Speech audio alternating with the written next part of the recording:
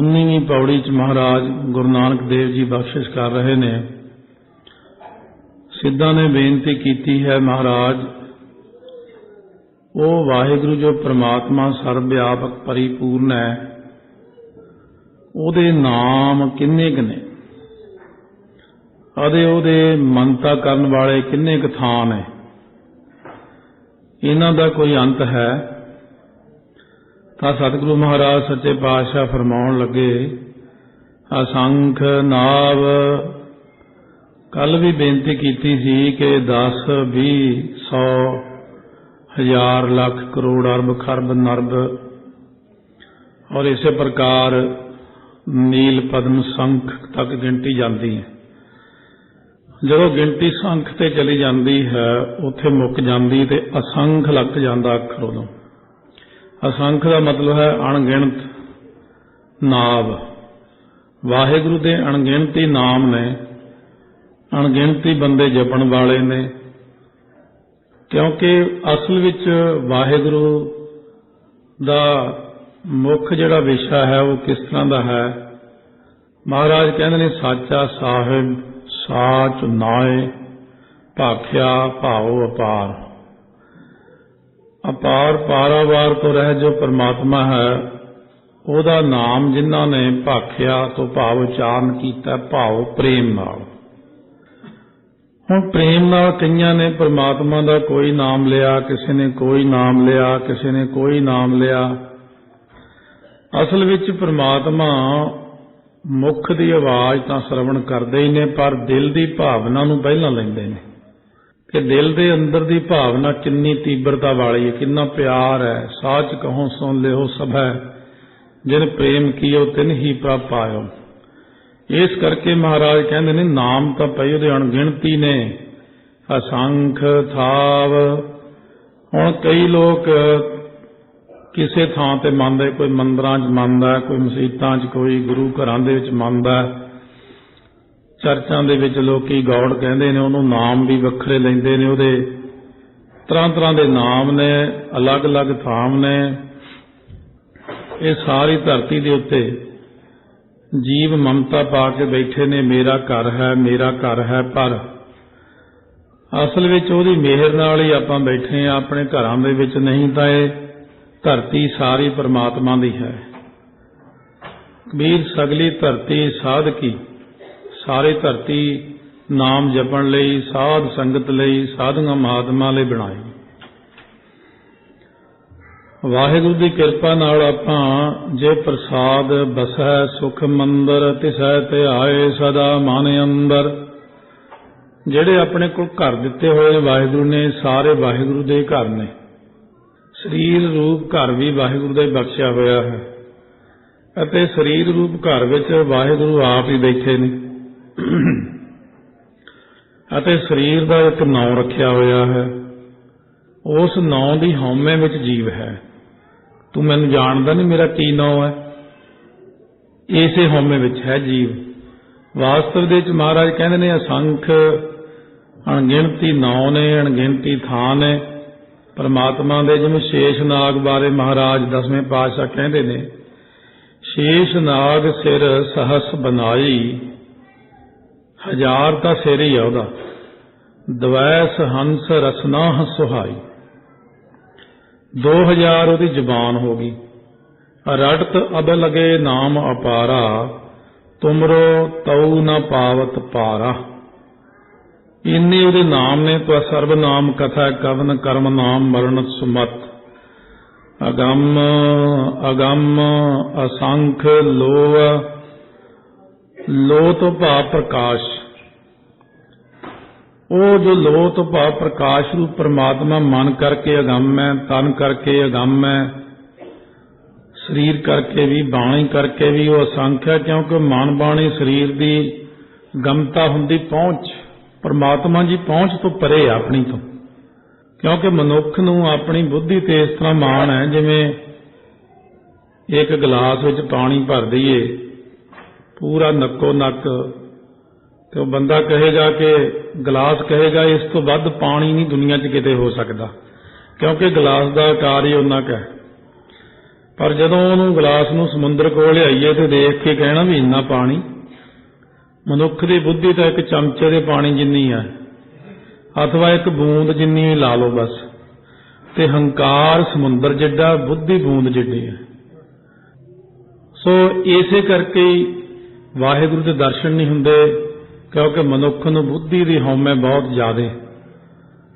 84 ਲੱਖ ਜੂਨ ਦੇ ਵਿੱਚ ਬੁੱਧੀ ਜਿਹੜੀ ਹੈ ਸਿਰਫ ਮਨੁੱਖ ਨੂੰ ਦਿੱਤੀ ਪ੍ਰਮਾਤਮਾ ਨੇ। ਇਸੇ ਕਰਕੇ ਇਹਨੂੰ ਆਪਣੇ ਮਨ ਦੇ ਅੰਦਰ ਹਉਮੈ ਹੀ ਬੜੀ ਰਹਿੰਦੀ ਹੈ ਕਿ ਮੈਂ ਹਾਂ, ਮੈਂ ਹਾਂ। ਜਦੋਂ ਕਿ ਸਤਿਗੁਰੂ ਮਹਾਰਾਜ ਸੱਚੇ ਪਾਤਸ਼ਾਹ ਨੂੰ ਦੇਖ ਕੇ ਸਾਨੂੰ ਸਮਝ ਜਾਣਾ ਚਾਹੀਦਾ ਕਿ ਸਮੁੰਦਰ ਸਰੂਪ ਅਕਾਲ ਪੁਰਖ ਵਾਹਿਗੁਰੂ ਹਨ। ਸੋ ਪ੍ਰਕਾਸ਼ ਰੂਪ ਪ੍ਰਮਾਤਮਾ ਪਿੱਛੇ ਵੀ ਅਗੰਮ ਸੀ, ਹੁਣ ਵੀ ਅਗੰਮ ਹੈ, ਅੱਗੇ ਆਉਣ ਵਾਲੇ ਸਮੇਂ ਵਿੱਚ ਵੀ ਉਹਨੇ ਅਗੰਮ ਹੀ ਹੋਣਾ, ਅਸੰਖ, ਕਿਉਂਕਿ ਅਸੰਖ ਹੀ ਹੋਣਾ ਉਹਨੇ, ਅਣਗਿਣਤ ਵਾਹਿਗੁਰੂ ਹੈ। ਮਹਾਰਾਜ ਸੱਚੇ ਪਾਤਸ਼ਾਹ ਕਹਿੰਦੇ ਨੇ ਇੱਕ ਗੰਮ ਹੁੰਦਾ ਖੌਫ, ਖੌਫ ਤੋਂ ਰਹਿਤ ਹੈ ਪ੍ਰਮਾਤਮਾ। ਸੋ ਇਸ ਕਰਕੇ ਬੇਅੰਤ ਰੂਪ ਕਰਕੇ ਕਥਨ ਕਰਦੇ ਨੇ ਪ੍ਰਮਾਤਮਾ ਨੂੰ। ਬਹੁਤੀ ਜ਼ਿਆਦਾ ਡੂੰਘਾਈ 'ਚ ਨਹੀਂ ਜਾਣਾ, ਸਿਰਫ ਸਧਾਰਨ ਤੌਰ ਤੇ ਇੰਨੀ ਕੁ ਗੱਲ ਸਮਝ ਲੈਣੀ। ਬਾਣੀ ਪੜ੍ਹਦੇ ਹਾਂ, ਜਪਜੀ ਸਾਹਿਬ ਦਾ ਪਾਠ ਕਰਦੇ ਹਾਂ ਕਿ ਅਣਗਿਣਤ ਜਾਪ ਨੇ ਉਹਦੇ, ਅਗਿਣਤ ਨਾਉ ਨੇ, ਅਗਿਣਤ ਥਾਂ ਨੇ, ਅਸੰਖ ਕਹਿ ਸਿਰ ਭਾਰ ਹੋਏ।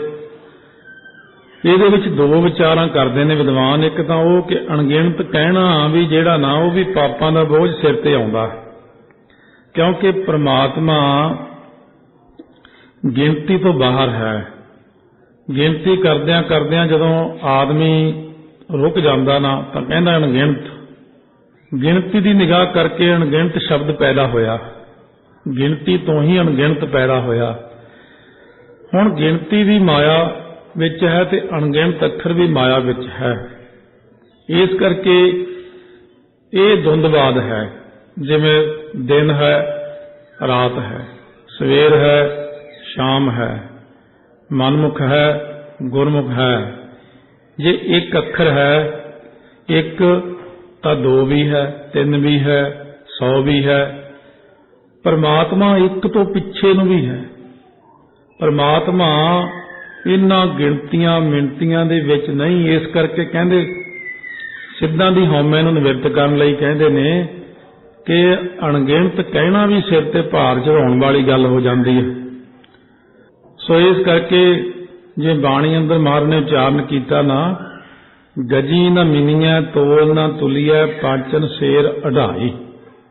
ਕਹਿੰਦੇ ਇੱਕ ਵਾਰੀ ਲੂਣ ਦੀ ਡਲੀ ਕਿਸੇ ਨੇ ਸਮੁੰਦਰ ਦੇ ਵਿੱਚ ਭੇਜੀ, ਬਹੁਤ ਵੱਡਾ ਡਲਾ ਲੈ ਕੇ ਰੱਸੇ ਨਾਲ ਬੰਨ੍ਹ ਕੇ ਕਈ ਮੀਟਰ, ਹਜ਼ਾਰਾਂ ਮੀਟਰ ਲੰਬਾ ਰੱਸਾ ਲੈ ਕੇ ਕਿ ਤੂੰ ਸਮੁੰਦਰ ਦਾ ਅੰਤ ਪਾ ਕਿੰਨਾ ਕੁ। ਜਦੋਂ ਭੇਜਿਆ ਥੱਲੇ ਨੂੰ, ਹੌਲੀ ਹੌਲੀ ਲੂਣ ਵਿੱਚ ਹੀ ਖੁਰ ਗਿਆ ਸਮੁੰਦਰ ਦੇ।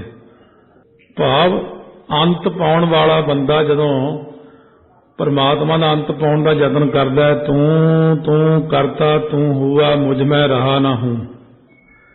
ਇਸ ਕਰਕੇ ਮਹਾਰਾਜ ਸੱਚੇ ਪਾਤਸ਼ਾਹ ਕਹਿੰਦੇ ਨੇ ਪਰਮਾਤਮ ਹੈ, ਸਰਬਾਤਮ ਹੈ, ਆਤਮ ਬਸ ਹੈ, ਜਸ ਕੇ ਜਸ ਹੈ।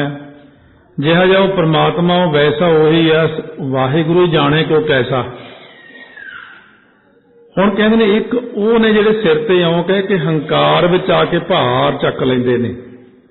ਅਸਲ ਵਿੱਚ ਪਰਮਾਤਮਾ ਨੂੰ ਕੀ ਭਾਉਂਦਾ, ਨਿਮਰਤਾ ਨਾਲ, ਭੋਲੇ ਸੁਭਾਅ ਨਾਲ, ਅਣਜਾਣ ਪੁਣੇ ਵਿੱਚ ਕੋਈ ਕੁਝ ਕਹਿ ਵੀ ਜੇ ਜਾਂਦਾ, ਉਹਦਾ ਇਸ ਗੱਲ ਦੇ ਉੱਤੇ ਇਤਰਾਜ਼ ਨਹੀਂ ਕਰਦੇ। ਕਹਿੰਦੇ ਕੋਈ ਨਹੀਂ, ਭੋਲੇ ਸੁਭਾਅ ਵਾਲਾ ਕਹਿੰਦਾ ਤਾਂ ਭਾਵਨਾ ਨਾਲ, ਗੋਬਿੰਦ ਭਾਉ ਭਗਤ ਦਾ ਭੁੱਖਾ। ਕਿਉਂਕਿ ਉਹ ਬੰਦਾ ਕਹਿੰਦਾ ਮੈਂ ਤਾਂ ਜੀ ਵਿਦਵਾਨ ਨਹੀਂ, ਕੋਈ ਵਿਦਿਆ ਨਹੀਂ ਆਉਂਦੀ, ਮੈਂ ਤਾਂ ਮਹਾਰਾਜ ਜੀ ਵੈਸੇ ਸ਼ਰਧਾ ਨਾਲ ਹੀ ਕਿਹਾ। ਕਹਿੰਦੇ ਇਹ ਠੀਕ ਹੈ, ਮਨਜ਼ੂਰ ਹੈ, ਪਰ ਇੱਕ ਬੰਦਾ ਆਪਣੀ ਵਿਦਿਆ ਦੀ ਹਉਮੈ ਕਰਕੇ ਕਹਿੰਦਾ ਮੈਂ ਉਹਦਾ ਅੰਤ ਪਾ ਸਕਦਾ ਹਾਂ। ਵਾਹਿਗੁਰੂ ਇੰਨੀ ਦੂਰ ਹੈ, ਇੰਨੀ ਗਿਣਤੀ, ਇੰਨੀ ਅਗਿਣਤ ਹੈ। ਸੋ ਮਹਾਰਾਜ ਕਹਿੰਦੇ ਨੇ ਜੇ ਕੋਈ ਗਿਣਤੀ ਦੁਆਰਾ ਕੋਸ਼ਿਸ਼ ਕਰਦਾ, ਗਾਵੇ ਕੋ ਵਿਦਿਆ ਵਿਖਮ ਵਿਚਾਰ, ਵਿਦਿਆ ਦੇ ਔਖੇ ਵਿਚਾਰਾਂ ਦੁਆਰਾ ਕਥਨ ਕਰਨ ਦਾ ਯਤਨ ਕਰਦਾ, ਤਦੋਂ ਉਹ ਤੋਂ ਕਥਨ ਨਹੀਂ ਹੋ ਸਕਦਾ, ਕਿਉਂਕਿ ਉਹਦੇ ਵਿੱਚ ਵੀ ਕੋਈ ਨਾ ਕੋਈ ਫੇਰ ਦੋਸ਼ ਆ ਜਾਂਦਾ, ਕੋਈ ਨਾ ਕੋਈ ਫੇਰ ਦੋਸ਼ ਆ ਜਾਂਦਾ। ਸੋ ਜਿਨ੍ਹਾਂ ਨੇ ਕਥਾ ਸੁਣੀ ਹੈ ਪੰਜ ਪ੍ਰਮਾਣ ਪੌੜੀ ਦੀ, ਉਹਦੇ ਵਿੱਚ ਆਇਆ, ਸਿੱਧਾਂ ਨੇ ਕਿਹਾ ਧਰਤੀ ਹੋਰ ਪਰੈ ਹੋਰ ਹੋਰ। महाराज सच्चे पातशाह ने फिर दोष गिने सी। चक्र का दोष है, प्रागलोप दोष है। महाराज जी ने सारे दोष गिन के जो विद्यावान लोगों को निरुत्तर कर दिता, तदों उन्होंने फिर सतगुਰਾਂ ਨੂੰ बेनती की, महाराज असीं हुण चर्चा दे विच हार गए, असीं तुहाडे अगे निरुत्तर हो गए। महाराज सच्चे पातशाह कहण लगे, पहलां तां मन दे विचों इह गल कढ दिओ कि धरती दे थल्ले कोई बलद खड़ा ਅਤੇ ਉਹਦੇ ਥੱਲੇ ਫੇਰ ਧਰਤੀ, ਫੇਰ ਬਲਦ, ਫੇਰ ਧਰਤੀ, ਫੇਰ ਬਲਦ। ਇਹ ਕੋਈ ਚੱਕਰ ਨਹੀਂ ਹੈ, ਤੁਸੀਂ ਐਵੇਂ ਲੋਕਾਂ ਨੂੰ ਭੁਲੇਖੇ 'ਚ ਪਾਈ ਜਾਂਦੇ ਹੋ। ਅਸਲ ਵਿੱਚ ਧਰਤੀ ਨੂੰ ਆਸਰਾ ਦਿੰਦਾ ਧੌਲ ਧਰਮ ਦਇਆ ਕਾ ਪੂਤ ਸੰਤੋਖ ਥਾਪ ਰੱਖਿਆ ਜਿਨ ਸੂਤ। ਤਾਂ ਤੇ ਸਤਿਗੁਰੂ ਮਹਾਰਾਜ ਕਹਿੰਦੇ ਨੇ, ਅਸੰਖ ਕਹਿ ਹੈ ਸਿਰ ਭਾਰ ਹੋਏ, ਦੋ ਹਾਹੇ ਵੀ ਬੋਲਣੇ ਨੇ, ਕਹਿ ਹੈ। ਹੁਣ ਐਸੇ ਵੀ ਲੋਕ ਨੇ, ਇੱਕ ਮਹਾਤਮਾ ਰੱਬ ਦੇ ਪਿਆਰੇ ਜੰਗਲਾਂ ਦੇ ਵਿੱਚ ਜੋ ਸਿਰ ਦੇ ਭਾਰ ਹੋ ਕੇ, ਸਿਰ ਪਰਨੇ ਹੋ ਕੇ ਪ੍ਰਮਾਤਮਾ ਦਾ ਨਾਮ ਕਹਿੰਦੇ ਨੇ, ਅਸੰਖ ਨਾਮ ਜਪਦੇ ਨੇ। ਅਸੰਖ ਹੀ ਮਹਾਤਮਾ ਨੇ, ਸ਼ਰਧਾ ਭਾਵਨਾ ਨਾਲ ਪ੍ਰਮਾਤਮਾ ਦਾ ਨਾਮ ਕਹਿੰਦੇ ਨੇ। ਉਹਨਾਂ ਦੇ ਸਿਰਾਂ ਦੇ ਉੱਤੇ ਜੋ ਪਾਪਾਂ ਦਾ ਭਾਰ ਸੀ, ਉਹ ਸਿਰੇ ਕਹੀਏ ਲਾਂਭੀ ਹੋ ਜਾਂਦਾ, ਭਾਰ ਪਾਸੇ ਹੋ ਜਾਂਦਾ ਨਾਮ ਜਪਣ ਦੇ ਨਾਲ। ਕਈ ਮਹਾਤਮਾ ਸਿਰ ਭਾਰ, ਜਿਵੇਂ ਕਹਿੰਦੇ ਨਾ, ਸਿਰ ਭਾਰ ਹੋ ਕੇ ਨਾਮ ਜਪਿਆ, ਕਪਾਲੀ ਆਸਣ ਲਾ ਕੇ ਅਣਗਿਣਤ ਪ੍ਰਮਾਤਮਾ ਦਾ ਨਾਮ ਜਪਦੇ ਨੇ। ਜਪਣ ਦਾ ਤਰੀਕਾ ਹੈ ਕਿ ਉਹ ਗ੍ਰਸਤੀਆਂ ਲਈ ਤਾਂ ਬੜਾ ਸੌਖਾ ਜਿਹਾ ਸਾਧਨ ਦੱਸਿਆ। ਗ੍ਰਸਤੀ ਨੇ ਆਪਣੀ ਕਿਰਤ ਕਰਨੀ ਹੈ, ਅੰਮ੍ਰਿਤ ਵੇਲੇ ਉੱਠ ਕੇ ਇਸ਼ਨਾਨ ਕਰਨਾ, ਨਾਮ ਜਪਣਾ। ਗ੍ਰਸਤੀ ਦੀ ਗੱਲ ਹੋਰ ਹੈ, ਪਰ ਸਾਧੂ ਦੀ ਗੱਲ ਹੋਰ ਹੈ, ਸੰਤ ਦੀ ਗੱਲ ਹੋਰ ਹੈ। ਬਿਹੰਗਮ ਜਿਹਨੇ ਨਾਲ ਵਿਕਾਰਾਂ ਤੇ ਵੀ ਕਾਬੂ ਪਾਉਣਾ, ਤੇ ਇਸ ਕਰਕੇ ਵਿਕਾਰਾਂ ਤੇ ਕਾਬੂ ਪਾਉਣ ਲਈ ਸਰੀਰਕ ਤੌਰ ਦੇ ਉੱਤੇ ਵੀ ਉਹਨੂੰ ਆਪਣੇ ਆਪ ਤੇ ਕੰਟਰੋਲ ਰੱਖਣ ਲਈ ਇੰਨੀਆਂ ਚੀਜ਼ਾਂ, ਜਿਵੇਂ ਕਿ ਭਗਤੀ ਕਰਦਿਆਂ ਹੋਇਆਂ ਸਰੀਰਕ ਤੌਰ ਤੇ ਵੀ ਕਰਮ ਕਰਨਾ ਪੈਂਦਾ। ਆਪਣੀ ਆਪਣੀ ਮਰਜ਼ੀ ਹੈ ਇਨਸਾਨ ਦੀ। ਸੋ ਇਸ ਤਰ੍ਹਾਂ ਕਹਿਣ ਲੱਗੇ ਸਿੱਧ ਕਿ ਮਹਾਰਾਜ ਇਹ ਜੀਵ ਸੁਤੰਤਰ ਹੈ ਕਿ ਜਾਂ ਅਧੀਨ ਹੈ ਕਿਸੇ ਦੇ। ਜੇ ਸੁਤੰਤਰ ਹੈ ਤਾਂ ਦੁਖੀ ਕਿਉਂ ਹੁੰਦਾ, ਜੇ ਅਧੀਨ ਹੈ, ਪਤੰਤਰ ਅਧੀਨ ਨੂੰ ਕਹਿੰਦੇ, ਅਧੀਨ ਹੈ, ਤਾਂ ਫਿਰ ਇਹ ਜੀਵ ਜਿਹੜਾ ਹੈ ਇਹ ਕਿਸ ਦੇ ਅਧੀਨ ਹੈ, ਇਹ ਦੱਸੋ ਕਿਰਪਾ ਕਰਕੇ। ਮਹਾਰਾਜ ਕਹਿੰਦੇ ਅਸਲ ਵਿੱਚ ਜੀਵ ਜਿਹੜਾ ਨਾ ਮਸਤਕ ਤੇ ਲਿਖੇ ਹੋਏ ਲੇਖਾਂ ਦੇ ਅਧੀਨ ਹੀ ਚੱਲਦਾ। ਸੁਤੰਤਰ ਹੈ ਜੀਵ ਕਰਮ ਕਰਨ ਨੂੰ। ਕਰਮ ਕਰਨ ਨੂੰ ਤੁਸੀਂ ਜਿੰਨੀ ਤੇਜ਼ ਮਰਜ਼ੀ ਗੱਡੀ ਭਜਾਓ ਸੜਕ ਤੇ, ਤੁਹਾਨੂੰ ਕੋਈ ਨਹੀਂ ਰੋਕਦਾ। ਪਰ ਜਦੋਂ ਸਪੀਡ ਤੋਂ ਵੱਧ ਗਿਆ ਕੰਮ, ਫਿਰ ਉਸੇ ਵਕਤ ਪਤੰਤਰ ਭਾਵ ਅਧੀਨ ਹੋਣਾ ਪੈਂਦਾ, ਟਿਕਟ ਕੱਟੀ ਜਾਣੀ ਉੱਥੇ। ਇਸੇ ਤਰ੍ਹਾਂ ਹੀ ਕੋਈ ਕੰਮ ਕਰੋ, ਮਾੜਾ ਚੰਗਾ, ਉਹਦੇ 'ਚ ਤਾਂ ਆਜ਼ਾਦੀ ਹੈ, ਕੋਈ ਬਾਂਹ ਨਹੀਂ ਫੜਦਾ ਕਿ ਮਾੜੇ ਕੰਮ ਕਰਨ ਵਾਲੇ ਦੀ। ਪਰ ਮਹਾਰਾਜ ਕਹਿੰਦੇ ਲੇਖ ਲਿਖਿਆ ਜਾਂਦਾ ਉਸੇ ਵਕਤ। ਲੇਖ ਲਿਖਣ ਵਾਲੀ ਸ਼ਕਤੀ ਅਕਾਲ ਪੁਰਖ ਦੀ ਗੁਪਤ ਹੈ। ਗੁਰਬਾਣੀ ਦੇ ਅੰਦਰ ਉਹਨਾਂ ਦਾ ਜ਼ਿਕਰ ਆਉਂਦਾ, ਚਿੱਤਰ ਗੁਪਤ। ਬਹੁਤ ਸੂਖਮ ਚੀਜ਼ਾਂ ਨੇ ਜਿਹੜੀਆਂ ਚਿੱਤਰ ਸੱਜੇ ਪਾਸੇ ਮੋਢੇ ਤੇ ਬੈਠ ਕੇ ਦਿਨ ਦੇ ਸਾਰੇ ਕੰਮ ਲਿਖਦਾ, ਖੱਬੇ ਪਾਸੇ ਗੁਪਤ ਬੈਠਦਾ, ਰਾਤ ਦੇ ਸਾਰੇ ਕੰਮ ਲਿਖੀ ਜਾਂਦਾ। ਸੋ ਇਸ ਕਰਕੇ ਹਰ ਇੱਕ ਚੀਜ਼ ਸਾਡੀ ਨੋਟ ਹੁੰਦੀ, ਹਰੇਕ ਗੱਲ ਸਾਡੀ ਕੈਮਰੇ ਵਿੱਚ। ਪ੍ਰਮਾਤਮਾ ਜਾਣੀ ਜਾਣ ਨੇ ਸਭ ਸਾਡੇ ਹਰੇਕ ਚੀਜ਼ ਨੂੰ ਵਾਹਿਗੁਰੂ ਨੋਟ ਕਰਦੇ ਨੇ। ਭਾਵੇਂ ਆਪਾਂ ਕਹੀਏ ਕਿ ਆਹ ਗੱਲ ਮੇਰੀ ਕਿਸੇ ਨੂੰ ਨਹੀਂ ਪਤਾ, ਕਿਸੇ ਨੇ ਨਹੀਂ ਦੇਖਿਆ ਮੈਨੂੰ ਆਹ ਕਰਮ ਕਰਦੇ ਨੂੰ। ਮਹਾਰਾਜ ਕਹਿੰਦੇ ਨੇ ਅੰਦਰ ਬਹਿ ਕੇ ਪਾਪ ਕਮਾਵੇ ਸੋ ਚੌਂ ਕੁੰਡੀ ਜਾਣੀ ਹੈ। ਮਹਾਰਾਜ ਸੱਚੇ ਪਾਤਸ਼ਾਹ ਕਹਿੰਦੇ ਘਟ ਘਟ ਕੇ ਅੰਤਰ ਕੀ ਜਾਣਤ, ਭਲੇ ਬੁਰੇ ਕੀ ਪੀਰ ਪਛਾਨਤ, ਘਟ ਘਟ ਕੇ ਪਟ ਪਟ ਕੀ ਜਾਣੈ। ਦਿਲਾਂ ਦਿਲਾਂ ਦੇ ਅੰਦਰ ਜਿਹੜੇ ਪਰਦੇ ਦੇ ਅੰਦਰ ਤਲਹੀਲ ਅੱਖਰ ਹੈ ਗੁਰਬਾਣੀ ਦਾ, ਡੂੰਘਾਈ ਵਿੱਚ ਪਰਦੇ 'ਚ ਇੱਕ ਗੁਪਤ ਗੱਲਾਂ ਜਿੱਥੇ ਸੰਸਕਾਰ ਵਸਦੇ ਨੇ। ਜ਼ਿੰਦਗੀ ਵਿੱਚ ਸਾਰੀਆਂ ਗੱਲਾਂ ਆਪਣੀਆਂ ਸਾਰਿਆਂ ਨੂੰ ਨਹੀਂ ਪਤਾ। ਅੰਦਰ ਸੰਸਕਾਰਾਂ ਵਾਲੇ ਥਾਂ ਤੇ ਨਿਗਾਹ ਮਾਰੀਏ। ਜਿੰਨੇ ਜ਼ਿੰਦਗੀ 'ਚ ਗੁਨਾਹ ਆਪਾਂ ਕੀਤੇ ਨੇ, ਲੁਕਵੇਂ ਵੀ ਕੀਤੇ ਨੇ, ਆਪਣੜੇ ਗਿਰੀਬਾਨ ਮੈਂ ਸਿਰ ਨੀਵਾਂ ਕਰ ਦੇਖ, ਉੱਥੇ ਸਾਰੇ ਆਪਾਂ ਨੂੰ ਤਾਂ ਪਤਾ ਹੀ ਹੈ ਵੀ ਆਪਾਂ ਕੀ ਕੀ ਕੀਤਾ ਅੱਜ ਤੱਕ। ਜਿਹੜੇ ਉਸ ਥਾਂ ਦੇ ਉੱਤੇ ਜਿੱਥੇ ਸਾਰੇ ਗੁਨਾਹਾਂ ਨੂੰ ਆਪਾਂ ਦੇਖਦੇ ਹਾਂ, ਤਲਹੀਲ ਸੰਸਕਾਰਾਂ ਵਾਲਾ ਥਾਂ, ਵਾਹਿਗੁਰੂ ਦੀ ਜੋਤ ਹੀ ਉੱਥੇ ਹੈ ਅਸਲ ਵਿੱਚ। ਤੇ ਉਹਦੇ ਉੱਤੇ ਛੁਪਾ ਕਿਵੇਂ ਲੈਣਾ ਆਪਾਂ ਨੇ, ਆਪਣਾ ਗੁਨਾਹ ਕਿਵੇਂ ਛੁਪਾ ਲੈਣਾ। ਸਦ ਸੁਣਦਾ ਸਦ ਵੇਖਦਾ ਕਿਉਂ ਮੁੱਕਰ ਪਿਆ ਜਾਏ, ਕਿਉਂਕਿ ਜੋ ਮੈਂ ਬੋਲ ਰਿਹਾ ਇਹ ਅੰਦਰੋਂ ਜੋਤ ਹੀ ਤਾਂ ਬੋਲਦੀ ਹੈ, ਜੋ ਤੁਸੀਂ ਸੁਣ ਰਹੇ ਹੋ ਜੋਤ ਹੀ ਤਾਂ ਸੁਣ ਰਹੀ। ਜੋ ਕਰਮ ਕਰਦੇ ਆ ਨੇਤਰੋ ਮੇਰੋ ਹਰ ਤੁਮ ਮੈਂ ਜੋਤ ਧਰੀ ਇੱਕ, ਇਹ ਸਰੀਰਾ ਮੇਰੇ ਹਰ ਤੁਮ ਮੈਂ ਜੋਤ ਰੱਖੀ। ਇਹ ਸਰੀਰ ਵਿੱਚ ਵੀ ਜੋਤ ਹੈ, ਨੇਤਰਾਂ ਵਿੱਚ ਵੀ ਜੋਤ ਹੈ, ਦਿਮਾਗ ਵਿੱਚ ਵੀ ਇੱਕ ਜੋਤ ਕਰਮ ਕਰਦੀ ਹੈ। ਇਹ ਸਾਇੰਸਦਾਨਾਂ ਨੇ ਖੋਜ ਕਰ ਲਈ ਇਸ ਗੱਲ ਦੀ। ਇੱਕ ਜੋਤ ਸਾਡੇ ਦਿਲ ਵਿੱਚ ਹੈ ਜਿਹੜੀ ਦਿਲ ਨੂੰ ਚਲਾਉਂਦੀ ਹੈ। ਇੱਕ ਜਿੱਥੇ ਰੋਟੀ ਖਾ ਕੇ ਜਾ ਕੇ ਹਜਮ ਹੁੰਦੀ, ਇੱਕ ਜੋਤ ਇੱਥੇ ਹੈ ਜਿਹੜੀ ਰੋਟੀ ਨਹੀਂ ਹਜਮ ਕਰਦੀ। ਇਹ ਸਾਰੀ ਜੋਤ ਪ੍ਰਮਾਤਮਾ ਨੇ ਰੱਖੀ, ਜਿਸ ਜੋਤ ਦੇ ਅਧੀਨ ਸਾਡਾ ਸਰੀਰ ਚੱਲਦਾ ਹੈ। ਪਰ ਕਿਉਂਕਿ ਮਨੁੱਖ ਨੇ ਹਮੇਸ਼ਾ ਬਾਹਰ ਪਾਸੇ ਹੀ ਦੇਖਿਆ, ਅੱਜ ਤੱਕ ਅੰਦਰ ਸਰੀਰ ਵੱਲ ਨਹੀਂ ਦੇਖਿਆ। ਜਦੋਂ ਤੱਕ ਬਿਰਤੀ ਸਾਡੀ ਬਾਹਰ ਨੂੰ ਦੇਖਦੀ ਹੈ ਉਦੋਂ ਤੱਕ ਆਪਾਂ ਅੰਦਰ ਨਹੀਂ ਮੁੜਦੇ। ਕੋਸ਼ਿਸ਼ ਤਾਂ ਇਹ ਕਿ ਅੰਦਰ ਨੂੰ ਮੁੜਨ ਦਾ ਯਤਨ ਕਰੀਏ। ਮਨ ਪਰਦੇਸੀ ਵੇ ਪਿਆਰੇ ਆਓ ਘਰੇ, ਪਰਦੇਸੀ ਮਨ ਬਾਹਰ ਨੂੰ ਰਹਿੰਦਾ ਹਮੇਸ਼ਾ। ਜਿਉਂ ਬਾਲਕ ਜਨਮ ਲਿਆ, ਥੋੜਾ ਜਿਹਾ ਵੱਡਾ ਹੋਇਆ, ਘਰ ਦੇ ਕਿਸੇ ਵਡੇਰੇ ਨੇ ਬਾਹਰ ਨੂੰ ਦਿਖਾਇਆ ਸੜਕ ਤੇ ਕਾਰਾਂ ਚੱਲਦੀਆਂ, ਉਹ ਦੇਖਦਿਆਂ ਦੇਖਦਿਆਂ ਹੌਲੀ ਹੌਲੀ ਉਹਨੂੰ ਗਲੀ 'ਚ ਘੁਮਾਉਣ ਲੈ ਗਿਆ। ਹੁਣ ਬਾਲਕ ਛੋਟੀ ਜਿਹੀ ਉਂਗਲ ਕਰਕੇ ਆਪਣੇ ਦਾਦੇ ਨੂੰ ਨਾਨੇ ਨੂੰ ਕਹਿੰਦਾ ਉਹ ਕਰਦਾ ਬਾਹਰ ਨੂੰ ਜਾਣਾ, ਕਹਿੰਦਾ ਚੱਲ ਬਾਹਰ। ਹੋਰ ਥੋੜਾ ਵੱਡਾ ਹੋਇਆ, ਉੱਥੇ ਗਿਆ, ਫਲਾਣੇ ਥਾਂ ਗਿਆ, ਫਿਰ ਉਹਦੀ ਸੈਰ ਕੀਤੀ ਫਲਾਣੇ ਥਾਂ 'ਚ, ਉੱਥੇ ਸਮੁੰਦਰ ਆ ਉਹ ਦੇਖ ਜਾਂਦਾ, ਫਿਰ ਉੱਥੇ ਫੁੱਲਾਂ ਦੀਆਂ ਘਾਟੀਆਂ ਦੇਖ ਲਈਆਂ, ਅੱਗੇ ਅੱਗੇ ਅੱਗੇ ਫਿਰ ਬਾਹਰਲੇ ਦੇਸ਼ਾਂ ਨਿਕਲਿਆ। ਜਦੋਂ ਬਾਹਰ ਆਇਆ ਸਾਰਾ ਕੁਝ ਦੇਖ ਦਿਖਾ ਕੇ 70 ਸਾਲ ਦਾ ਹੋ ਕੇ ਕਹਿੰਦਾ ਕੁਛ ਨਹੀਂ ਹੈ ਦੁਨੀਆ 'ਚ। ਮਹਾਰਾਜ ਕਹਿੰਦੇ ਮੈਂ ਤੈਨੂੰ ਛੋਟੇ ਜਿਹੇ ਹੁੰਦੇ ਨੂੰ ਕਿਹਾ ਸੀ ਇਹ ਵੀ ਕੁਛ ਨਹੀਂ ਹੈ, ਤੂੰ ਮੇਰੀ ਗੱਲ ਸੁਣੀ ਨਹੀਂ ਉਦੋਂ। ਹੁਣ ਸਵਾਸ ਮੁੱਕ ਗਏ, ਜ਼ਿੰਦਗੀ ਖਤਮ ਹੋ ਗਈ, ਐਂਡ ਦੇ ਸਮੇਂ ਤੇ ਤੂੰ ਵੀ ਕਹੀ ਜਾਂਦਾ ਕੁਛ ਨਹੀਂ, ਹੁਣ ਤਾਂ ਤੂੰ ਕਰ ਹੀ ਨਹੀਂ ਕੁਛ ਸਕਦਾ। ਇਸ ਕਰਕੇ ਸਤਿਗੁਰੂ ਕਹਿੰਦੇ ਨੇ ਮਨੁੱਖ ਤੂੰ ਬਾਹਰ ਨੂੰ ਜਾਣ ਦੀ ਬਜਾਏ ਅੰਦਰ ਨੂੰ ਜਾਣਾ ਸ਼ੁਰੂ ਕਰ ਦਵੇਂ ਨਾ, ਅਤੇ ਅੰਦਰ ਦੇਖ ਸਾਡੇ ਕੀ ਕੁਛ ਹੈ। ਜੋ ਬ੍ਰਹਿਮੰਡੇ ਸੋਈ ਪਿੰਡੇ, ਜੋ ਖੋਜੈ ਸੋ ਭਾਵੈ। ਸਾਇੰਸਦਾਨ ਇੰਨੀ ਜ਼ੋਰ ਲਾ ਕੇ ਮੰਗਲ ਤਾਰੇ ਤੇ ਗਏ, ਸੂਰਜ ਤੇ ਕੋਈ ਜਾ ਸਕਦਾ? ਕੋਈ ਨਹੀਂ ਜਾ ਸਕਦਾ, ਕਿਉਂਕਿ ਸੂਰਜ ਤੋਂ ਜਦੋਂ ਇੱਥੋਂ 50,000 ਕਿਲੋਮੀਟਰ, ਲੱਖ ਕਿਲੋਮੀਟਰ ਰਾਕਟ ਉਸ ਪਾਸੇ ਨੂੰ ਹੋਇਆ, ਜਾਂ ਚਲੋ ਉਸ ਤੋਂ ਜ਼ਿਆਦਾ ਵੀ ਚਲਿਆ ਗਿਆ, ਕਈ ਵਾਰ ਭੇਜਿਆ, ਸੜ ਕੇ ਸੁਆਹ ਹੋ ਕੇ ਥੱਲੇ ਡਿੱਗ ਪੈਂਦਾ। ਪਰ ਕੀ ਤੁਸੀਂ ਜਾਣਦੇ ਕਿ ਰੱਬ ਦੇ ਪਿਆਰੇ ਸੂਰਜ ਨੂੰ ਸਾਹਮਣੇ ਖੜਾ ਕਰ ਲੈਂਦੇ ਨੇ? ਕਿਉਂਕਿ ਸੂਰਜ ਗੁਰਮੁਖਾਂ ਨੂੰ, ਨਾਮ ਜਪਣ ਵਾਲਿਆਂ ਨੂੰ ਨਹੀਂ ਸਾੜਦਾ।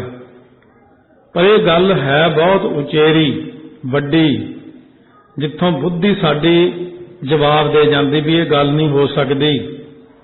ਪਰ ਸੰਗਤ ਵਿੱਚ 2-4 ਬੰਦੇ ਐਸੇ ਬੈਠੇ ਨੇ ਜਿਨ੍ਹਾਂ ਨੇ ਉਹ ਚੀਜ਼ ਨੂੰ ਦੇਖਿਆ। ਇਹ ਨਹੀਂ ਕਿ ਸਾਡੇ 'ਚ ਵਿਦਿਆਰਥੀ ਵੱਡਾ ਨਹੀਂ ਬੈਠਾ, ਕੋਈ PhD ਵਾਲੇ ਹੀ ਬੈਠੇ ਇੱਥੇ, ਜਿਹੜੇ ਹਲੇ ਵਿਚਾਰੇ ਜਿਨ੍ਹਾਂ ਨੇ ਹੁਣ ਨਵਾਂ ਹੀ ਸ਼ੁਰੂ ਕੀਤਾ ਇੱਧਰ ਨੂੰ ਕੰਮ, ਉਹ ਕਹਿਣਗੇ ਇਹ ਕਿੱਦਾਂ ਹੋ ਸਕਦਾ। ਤੁਸੀਂ ਇਹ ਨਹੀਂ ਕਹਿ ਸਕਦੇ। ਗੁਰੂ ਗ੍ਰੰਥ ਸਾਹਿਬ ਦੇ ਸਾਹਮਣੇ ਖੜ ਕੇ ਕਹੋ ਵੀ ਇਹ ਕੀ ਨਹੀਂ ਕਰ ਸਕਦੇ। ਮਹਾਰਾਜ ਸਭ ਕੁਝ ਕਰ ਸਕਦੇ ਆ। ਗੁਰੂ ਨਾਨਕ ਦੇਵ ਜੀ ਨੇ ਬਗਦਾਦ ਵਾਲੇ ਪੀਰ ਦੇ ਲੜਕੇ ਨੂੰ ਨਹੀਂ ਦਿਖਾਇਆ, ਪਾਤਾਲਾ ਪਾਤਾਲ ਲਾਖੇ ਆਗਾਸਾਂ ਆਗਾਸ, ਸਾਰੇ ਹੀ ਘੁਮਾਤਾ ਸੀ ਮਹਾਰਾਜ ਨੇ। ਕਹਿੰਦਾ ਮਹਾਰਾਜ 25 ਸਾਲ ਹੋ ਗਏ ਆਇਆ ਨੂੰ, ਮੈਂ ਤਾਂ ਥੱਕ ਗਿਆ। ਕਹਿੰਦੇ ਅੱਛਾ। ਕਹਿੰਦੇ ਅੱਬਾ ਹਜੂਰ ਵੀ ਉਡੀਕਦੇ ਹੋਣੇ ਮੇਰੇ। ਕਹਿੰਦੇ ਚੱਲੀਏ? ਕਹਿੰਦੇ ਹਾਂ ਮਹਾਰਾਜ, ਬਾਟਾ ਵੀ ਹੁਣ ਤਾਂ ਪ੍ਰਸ਼ਾਦ ਦਾ ਭਰ ਗਿਆ। ਜਦੋਂ ਆਏ ਬਾਟਾ ਪ੍ਰਸ਼ਾਦ ਦਾ ਭਰਿਆ ਹੋਇਆ ਲੈ ਕੇ, ਪਿਤਾ ਉਹਦਾ ਕਹਿਣ ਲੱਗਾ ਮੁੜ ਵੀ ਆਏ, ਇਹਨਾਂ 'ਚ ਦੇਖ ਵੀ ਆਏ। ਕਹਿੰਦੇ ਪਿਤਾ ਜੀ ਮੈਨੂੰ ਤਾਂ 2 ਸਾਲ ਹੋ ਗਏ ਗਏ ਨੂੰ। ਉਹ ਕਹਿੰਦੇ ਪੁੱਤ ਹਲੇ ਮਿੰਟ ਤਾਂ ਤੈਨੂੰ 2 ਹੋਏ ਨੇ। ਦੇਖੋ ਇਹਨੂੰ ਕਹਿੰਦੇ ਮਾਇਆ, ਇੱਧਰ ਮਿੰਟ 2 ਹੋਏ ਨੇ, ਉੱਧਰ 2 ਸਾਲ ਦਿਖਾਤੇ। ਇਸ ਕਰਕੇ ਸਤਿਗੁਰੂ ਮਹਾਰਾਜ ਕਹਿੰਦੇ ਨੇ ਕਿ ਜੀਵ ਜਿਹੜਾ ਕਰਮ ਕਰਦਾ ਹੈ ਉਹਦੇ ਵਿੱਚ ਸੁਤੰਤਰ ਹੈ, ਪਰ ਕਰਮ ਭੋਗਣ ਨੂੰ ਫਿਰ ਇਹਨੂੰ ਭੋਗਣਾ ਹੀ ਪੈਂਦਾ। ਉਦੋਂ ਪਤੰਤਰ ਹੈ, ਉਦੋਂ ਅਧੀਨ ਹੈ। ਲਿਖੇ ਹੋਏ ਮਸਤਕ ਦੇ ਉੱਤੇ ਅੱਖਰਾਂ ਸਮੇਤ ਗੱਲ ਬਣਦੀ। ਸੋ ਮਹਾਰਾਜ ਸੱਚੇ ਪਾਤਸ਼ਾਹ ਕਹਿੰਦੇ ਜਿਨ ਇਹ ਲਿਖੇ ਤਿਸ ਸਿਰ ਨਾਹੇ। ਇਹ ਪੰਕਤੀ ਅੱਗੇ ਚੱਲ ਕੇ ਆਉਂਦੀ ਹੈ। ਮੱਥੇ ਉੱਤੇ ਜਿਸ ਪ੍ਰਮਾਤਮਾ ਨੇ ਸਾਡੇ ਲੇਖ ਲਿਖੇ ਨੇ ਨਾ, ਉਹਦੇ ਮੱਥੇ ਉੱਤੇ ਨਹੀਂ ਲਿਖੇ ਹੋਏ। ਲਿਖਦਾ ਤਾਂ ਲੇਖ ਵਿਧਾਤਾ ਹੀ ਹੈ ਨਾ, ਬ੍ਰਹਮਾ। ਵਾਹਿਗੁਰੂ ਦੇ ਹੁਕਮ ਅਨੁਸਾਰ पर असल में सतगुरु कहने सारे जीव अखरां दे अधीन ने। मस्तक ते लिखे हुए कर्मां दे अनुसार ही जीव नाम जपदा, अथवा प्रतੱਖ भी अखरां करके ही नाम जपिया जाता। पहला जे मस्तक ते वाहिगुरू लिखिया कि बंदा वाहिगुरू जपेगा, जदों उन्हें मस्तक ते लिखिया तां ओही अखर फिर अपनी जुबान ते आउंदा, सतनाम श्री वाहिगुरू साहिब जी, सतनाम श्री वाहिगुरू साहिब जी। हुण तुसीं उही नहीं बोलिया, कई विच इहो ਜਿਹੇ होणगे नहीं बोलिया जिन्हां ने, क्योंकि मस्तक ते लिखिया। महाराज कहने अखरी नाम, अखरां करके ही नाम जपिया जाता है, ते अखरां करके ही अखरी सालाह, अखरां करके परमात्मा की शलाघा सिफत की जाती है। अखरां नाल लिख के अखरां राही अगे की किरपा हुंदी, अखरी ज्ञान गीत गुण गाह, अखरां राही कहने ज्ञान हुंदा है। अखर ही तो हम जिहड़े सारे पासे आपां लैके जांदे ने। वास्तव दे विच दुनिया अंदर किसी चीज़ का कोई नाम नहीं, पर मनुख ने उहदा नाम रखिया अपनी समझ जोकरा करन लई। वास्तव जे मैं कहां कि जिहड़ा सेब है इहदा नाम सेब नहीं, ये तो आपां एक वो निशानी वजों इहनूं सेब रख लिया। जिवें क्लास दे विच विद्यार्थी ने उन्हां दा नाम वखरो वखरा है, पर रोल नंबर रख लिया है, 1 2 3, रोल नंबर 5, हाँ जी वो हुण 5 ते ही चल पिया। 9 दा होर है पर 5 ते ही चल पिया। 5 नंबर बोलो तो वह खड़ा हो जाता है, क्योंकि उन्होंने एक नाम फिक्स करता। इस तरह दुनिया ने, संसार ने हरेक चीज का एक एक नाम रख के उसकी डिक्शनरी बनाती और दुनिया में सारे गल फैलाती। वास्तव दे जो जिहड़ा उत्ते है वो जिहड़ा सामने है कहंदे वो की कुछ भी नहीं। हुण उहदा नाम रखिया चंद, चंद्रमा। दुनिया नूं कहता वो जिहड़ा उत्ते है ना चमकदा जिहा, ओहदा कोई नाम तो नहीं सी, पर दुनिया ने तो नाम चंद्रमा रखिया, लोकां ने नाम रखिया। वास्तव दे विच जे दुनिया अंदर कोई बालक जन्म लवे उहदा नाम ना रखीए, सारे जने की कहांगे, वो आ गया, वो चलिया गया, जां वध उदों मुंडा कहांगे कि घर दे नाम नहीं रखिया तेरा नाम, वो काका गल सुन तेरा नाम नहीं रखिया। इस करके परमात्मा दे नाम भी ओहदी किरत मुताबक पै गए। कई नाम ओहदे किरत नाम ने, कई नाम ओहदे होर तरह दे ने, कई नाम ओहदे होर तरह दे ने। सो इस करके महाराज कहंदे ने वाहिगुरू अकाल पुरख नूं अखरां राहीं ही जाणिया जांदा है, अखरां राहीं ही ज्ञान हुंदा है, अखरां करके ही गीतां दा गायन हुंदा है अते अखरां द्वारा ही गुणां दा गाह तो भाव विचार हुंदा है। कोई भी इहो जिहा पदार्थ नहीं जिहदा लिखना बोलना पढ़ना अखरां तो बिना हो सके, है सब कुछ शब्द के अधीन ही। हुण वेद शास्त्रां तो लैके जिन्ने भी धार्मिक ग्रंथ ने उन्हां द्वारा परमात्मा का ज्ञान गुणां दी विचार प्राप्त हुंदी, वो सारे अखरां विच ही ने। सो इस करके सतगुरु महाराज कहंदे ने अखरां दे उत्ते चल के ही आपां अगे अगे वधदे हां। कदे इस गल वल विचार नहीं कीती आपां ने कि अखरां दे उत्ते ही चलदे आपां। हुण भी अखर ही बोल रहे हां, अखर ही समझ रहे हां,